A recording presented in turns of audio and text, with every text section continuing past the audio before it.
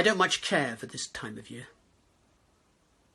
No one likes to be reminded of their failures, do they? And it was the greatest failure of my life, following on from the biggest success. You see, I've always been a theory man. So had they, my colleagues, my partners, my friends, Balthazar, Gaspar and Melchior. We were a group, a band, a gang. They called us the Four Wise Men. Our studies and findings had won us quite a reputation. We'd managed to prove we existed by mathematically demonstrating the paradoxical impossibility of our existence. Quite a feat. And then our calculations were centred on the next big thing, the expected arrival of the Jewish Messiah, the so-called Saviour of the world. It was absorbing work. So absorbing that my wife complained that I'd stopped communicating with her. Even when you're here, you aren't here, you're there, she said. A remark which raised some fascinating philosophical questions, which she was strangely unwilling to explore with me. Well, we did it. Our predictions proved correct. It was undoubtedly a major astrological breakthrough. Unfortunately, it also led to a split in the Magi circle. You see, my colleagues felt that it wasn't enough to have performed the calculation. They felt that we should respond to it. They felt that we should do something.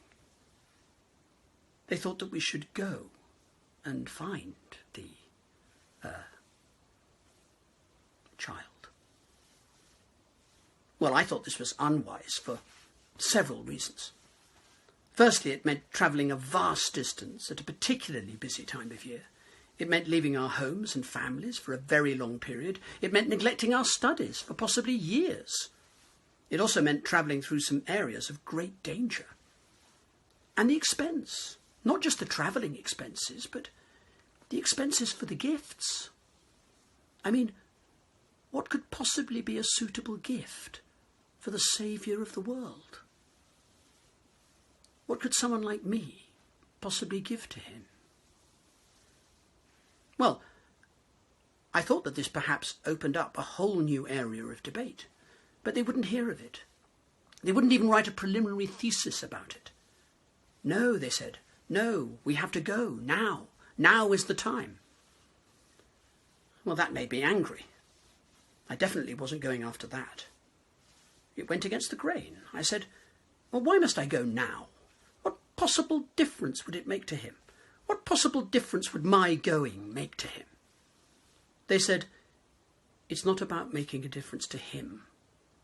It's about making a difference to you. So off they went.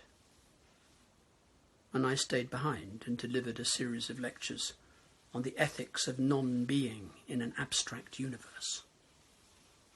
Great fun. And then they returned, and yes, they were overjoyed. Extremely overjoyed. Far too much joy for my liking. Apparently the gifts had gone down well, even the myrrh. And when I tried to involve them in a discussion about the place of religious faith in society, with specific reference to the whole Saviour of the world concept, they just kept saying, give him your heart, Darius. Give him your heart. Ha-ha, I said. If I did that, how would I live?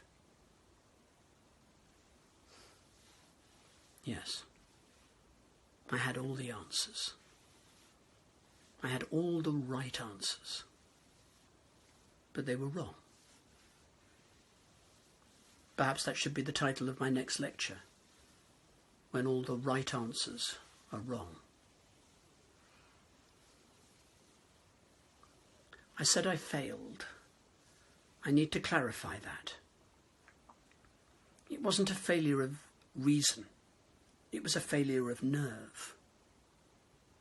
I bottled it. when it came to the crunch, I couldn't follow through. I had the theory, but not the practice. I had the convictions, but not the courage. I missed my chance.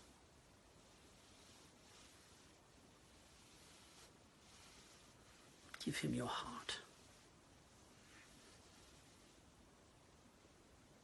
Give him your heart.